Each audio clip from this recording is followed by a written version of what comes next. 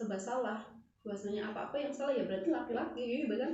Ya, terus ada yang bilang gini, bahwa laki-laki itu akan kalah dengan perempuan dan perempuan akan kalah dengan uang. Kalian sependapat atau sebeda pendapat? Lumayan. I think setuju sih sama kamu, Mas.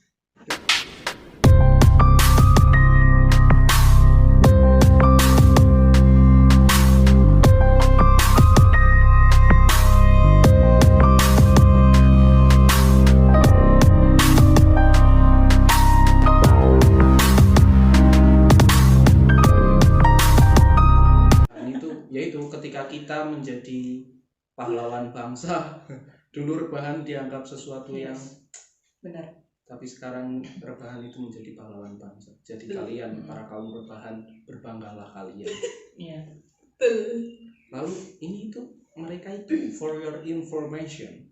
Mereka adalah orang yang mereka orang yang luar biasa dan biasa di luar. Yes. Ya. Biasa terus ketika mereka biasa di luar sampai lupa jalan pulang, terus sekarang dan harus di rumah saja. Hikmahnya apa sih dari pandemi ini tuh membuat hikmah apa bagi kalian yang kalian dulunya luar biasa di luar terus dan sekarang kalian harus stay at home? Yang kalian rasakan hikmahnya itu apa? Aku dulu nih. Iya. Gantian lah, dia dulu lah. Iya udah. Padahal udah mau sama-sama ngomong. Gue emang suka buat dia. Nanti aku selesai video aku sih hantam nih. Yaudah nggak apa-apa. Oke, hikmahnya ya yang bisa diambil tuh banyak banget sebenarnya. Satu. Kita lebih benar-benar kayak mencintai diri sendiri, lebih tahu gitu. Kata hati tuh apa maunya gitu kan. Jangan kata dia terus apa yang kita mau. Sambil Ini benar asli. Ya. Ini emang benar asli lebih benar kayak mengenal diri sendiri, lebih paham, terus bisa memaafkan diri sendiri, berdamai sama diri sendiri. Terus lebih lebih benar-benar deket sama keluarga. Bagus. Kalau aku sih gitu. Jadi bisa akhirnya lebih ke, kalau bahasanya Mbak Umi ya nih yang pakai begini itu bahasa Jawanya muhasabah. Muhasabah. Itu bahasa Jawa, bahasa mana? Bahasa Inggris ya? Muhasabah. Terlalu lah. Itu kalau bahasa Jawanya introspeksi. Ya itu akhirnya kita bisa mengenal diri sendiri, terus itu akhirnya aku mau lebih berdamai sih sebenarnya. Mau merenung dulu ya, berdamai dengan masa laluku yang terus mungkin sedih boleh, ketika kita sedih, kecewa, ada emosi-emosi yang nggak enak sama diri kita, benar-benar kayak kita serap. Terus ya kalau mau nangis aja gitu. Sebenarnya kalau di dalam dunia psikologi sih, kalau kita sedih nih ya, jangan sampai kita tahan gitu ya. Kalau mau nangis aja gitu. Kalau galau aja. Bener banget. Jadi kita nggak boleh ngusir emosi yang datang gitu. Kalau dia diusir nanti dia datang lagi, kita jadi kayak benar-benar 2 kali lebih terpuruk gitu loh, Mas. Saya sedelapan. Setuju kan? Oh, setuju sekali ketika ada. Saya selalu ketika ada cewek yang mau nangis dan lain, saya nggak pernah melarang dia. Ya udah nangis aja. Tapi sewajarnya sih. Ya iya. Gitu sih. Sebenarnya emang itu kalau bahas mental health tuh benar-benar sesuatu yang interest sih kalau menurut aku. Nah, dan akhirnya sudah sampai menit ke-14 kita tahu bahwa dia ternyata tadi kan bilang, oh saya kedatangan 2 tamu yang sangat menginspirasi. Dan kita tahu, kita sadar bahwa sebenarnya yang menjadi motivator dan inspirator siapa, kita tahu ya. Iya. Bisa dilihat sendiri. Tidak. Maksudnya kalian yang menilai. Maksudnya kita ini aja sih, sharing aja gitu yang biasa kita rasain banget nih sekarang gitu, yang lagi sedih banget mungkin ditinggal pacarnya nikah ya sih. Ditinggal dihianatin gitu ya, biasa aja karena dunia ini terus berjalan, kita nggak boleh terlalu dalam kesedihannya nggak sih guys? Betul bro. Iya, benar. Ini motivator kita. Nggak sama kok. Setelah ini kalau kita ada masalah kita bisa rumah dia lagi. Nah kalau bisa jangan bulan puasa. Nah, sendirilah ya. Dia itu nggak enakan banget, jadi puasa aja kita mau disediain minum ya. Serumah-rumahnya mau dikasih ke kita, tapi kebetulan kita lagi pura-pura puasa. Jadi ya enggak lah dulu lah. Tapi besok kita setelah puasa kalau dia belum berangkat lagi kita sendiri. Oke, siap. Ditunggu banget Mas untuk sesi kedua. Oke. Dan selanjutnya hikmah yang bisa diambil dari menurut Umi. Oke kakak. Jadi gini guys, aku kan cenderung orang anak yang suka keluar rumah. Nah, sampai dibilang kayak lupa jalan pulang, tapi meskipun rumah itu seakan-akan kayak kos-kosan buatku dulu, tapi sebelum pandemi ini. Jadi kalau adanya pandemi ini hikmahnya itu apa? Sebenarnya banyak banget. Yang pertama benar kata Mbak Ayu, kita lebih banyak waktu untuk kumpul sama ibu bapak sama keluarga kayak gitu kan. Terus yang kedua bisa lebih banyak waktu juga untuk, kalau cewek itu kan kayak perawatan di rumah dan lain sebagainya kayak gitu. Terus ada lagi nih, kalau misalnya di rumah terus, kita itu jiwa kekreativitasan kita itu bahasanya tergaruk terpanggil. Yes, terpanggil. Jadi kalau di rumah itu kan karena saking bosennya, jiwa kreativitasnya kita itu terpanggil, ada yang buat konten di rumah dan lain sebagainya kayak gitu. Terus kalau di rumah itu sebenarnya ya banyak banget. Selain itu, yang paling penting buat saya itu adalah waktu dengan keluarga, karena itu sangat penting sekali. Karena sebelum pandemi ini, ya itu saya katakan tadi, bahwasanya rumah itu bagaikan kos-kosan buat saya kayak gitu. Tapi benar-benar deep and touching banget sih, kayak benar-benar sadar gitu pentingnya rumah dan orang tua, benar banget sih. Lebih ya biar bagaimanapun mau sibuk apa kita di luar, kan tetap kita akan kembalinya ke keluarga kan. Benar banget. Kata yang mereka berharga adalah keluarga. Tadi malam aku bikin video sama siapa? Sendiri sih. Video cuma cuplikan foto sama video, aku kasih suara kayak ya teatrikal, ya paling kayak suara agak puisi dikit tapi intinya kalian bilang tentang di rumah akhirnya bisa introspeksi diri, terus dekat dengan keluarga, terus lebih ya benar-benar sadar bahwa kebiasaan di luar, terus benar-benar kerasa di rumah memang harus memperbaiki kualitas keharmonisan keluarga, komunikasi dengan orang tua. Dan di situ benar-benar aku rasain, dan tadi malam aku ungkapin di sebuah video, sebenarnya video event aja sih. Tapi di situ benar-benar merasakan, dan di detik-detik akhir aku tulis memang bahwa ambil hikmahnya dari pandemi ini dengan kalian bisa harus memperbaiki hubungan keharmonisan keluarga yang selama ini kalian sibuk dengan dunia luar kalian. Ya itu benar. Ya, kok jadi melo gini perasaan tadi kita mau santai kan. Oke, kembali lagi kita santai lagi ke apa lagi Bang? Tadi kan udah semua tentang tip and trips untuk tadi harus biar jiwa seninya untuk berkarya merasa terpanggil. Lah itu benar banget, udah menghasilkan karya apa saja selama pandemi ini? Kalau karya sih apapun ya dikit sih. Ya dikit lah. Aku tuh suka ada yang bilang dikit, tapi ntar kalau dijelasin mesti banyak. Aku curiga ini, aku curiga. Enggak sih. Karya sebenarnya buat motivasi diri sendiri aja sih, untuk lebih konsisten dalam menjalani hidup, biar hidup lebih sehat, lebih benar-benar yang you know yourself gitu. Jendela ditutup dong, ada suara itu. Lanjutkan. Oke. Benar-benar kayak lebih you know yourself gitu. Suka olahraga, terus kita lebih tingkatin lagi. Kalau aku sih mau suka yoga, biasanya yoga. Benar-benar kayak oke, misalkan bisa sehari bisa sekali atau 2 kali. Terus sekarang aku biasanya nih ya, orang-orang nanya, Bayu bisa masak atau enggak ya gitu kan. Sebenarnya sih nggak bisa. Sebenarnya nggak bisa karena nggak mau sombong. Bukan, karena sebenarnya bisa dikit aja, cuman mungkin karena hikmah ini jadi kayak benar-benar bisa belajar masak, berani untuk bertindak gitu di dapur gitu. Lebih terbuka aja sih. Berarti dulu kan kalau teori dulu kan bahwa perempuan itu dapur, sumur, kasur. Oke. Hari ini masih berlaku nggak sih? Sebenarnya enggak sih, menurut aku enggak. Itu karena yang membuat alasan pembenar kalian tidak mau di dapur lagi ya. Oke. Maksudnya gini loh. Perempuan itu multitasking ya. Perempuan itu punya banyak pilihan sebenarnya. Dan perempuan itu bisa mengambil di segala peran sebenarnya. Kita kesetaraan kan. Kan nggak mungkin dong perempuan habis nikah cuman gitu-gitu aja di rumah, ya nggak sih? Kayaknya flat banget. Kita sebagai perempuan tuh harus punya jiwa Kartini, tau nggak sih? Jadi kayak kalau sebagai wanita, perempuan kayak gitu juga punya hak-hak akan layaknya lelaki kayak gitu kan. Benar banget. Kita bebas berkarya, Benar. kita bebas keluar kemanapun, Benar. tapi dengan koridor-koridor yang masih secara wajar Setuju banget, Mbak. kayak gitu. Kalau Setuju. misalnya Ya, aku kita perempuan bebas tapi bebasnya kita itu malah membangkang sebagai seorang istri, katakanlah kalau misalnya udah jadi istri, itu kan sudah nggak wajar banget. Ya ala kadarnya aja, sewajarnya aja, silahkan berkarya, silahkan keluar, tapi dengan koridor yang segera. Benar banget. kita membahas kesetaraan gender berarti. Oke, ini arahnya menyentuh ke bahwa kalian menuntut hak-hak kalian gitu kan. Terus kalian bilang kesetaraan gender, wanita boleh bebas, boleh apa, bahwa kita sama gitu kan. Lelaki perempuan sama.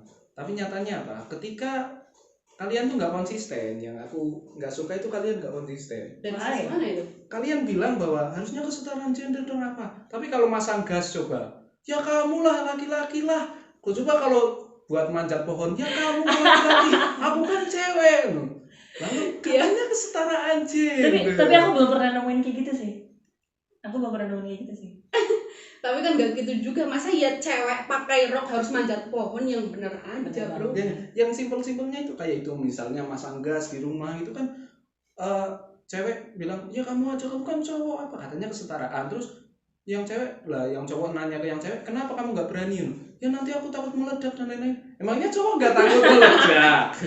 Oke ya. Enggak Ya.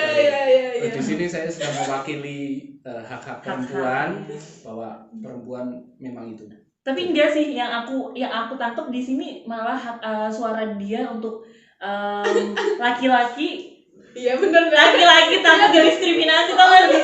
Gara-gara adanya kayak gini kan laki-laki. Oke, mereka mulai mengeroyok saya. Enggak, kita benar-benar mengkritisi loh. Ya, kita open minded aja Benar bahwa banget. tidak selama, setuju nggak bahwa tidak selama cowok itu salah?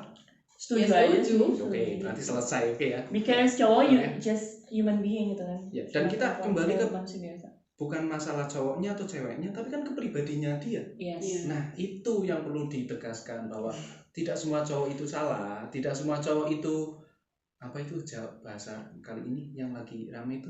Apa itu? Cowok itu yang chatnya nggak cuma sama satu cewek, itu sebutannya apa sih? Playboy. Playboy. Ya anggap aja playboy. Mereka nggak tahu bahasa sebutan untuk cowok nakal lah pada.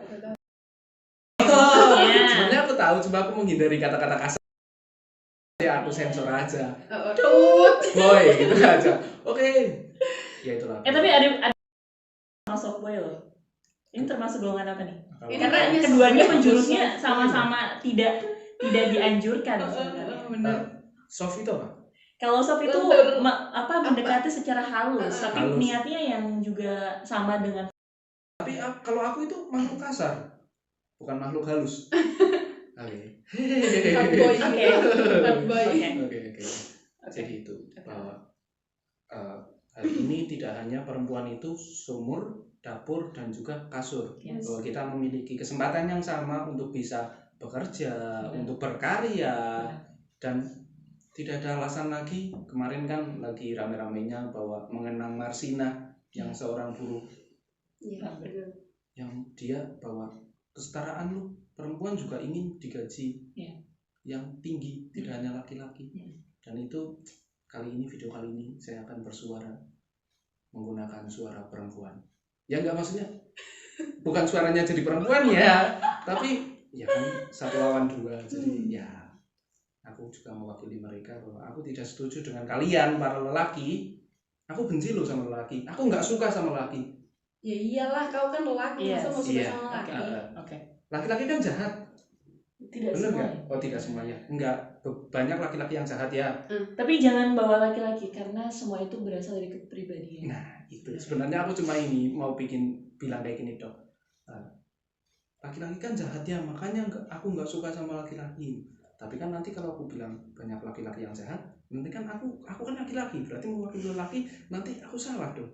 Jadi saya ralat bahwa tadi sebenarnya kembali lagi ke pribadi, tidak hanya laki-laki ataupun perempuan, tapi benar-benar personalnya dia. Ya benar. Ya. Sebenarnya gini, aku kan mau tanya yang apa namanya leluhurnya yang bilang bahwasanya laki itu selalu salah itu siapa sih? Iya. Kok malah aku ya nggak terima ya? Lo ini perlu dilestarikan ini. Ternyata ada kaum Hawa yang mewakili kaum Adam ini.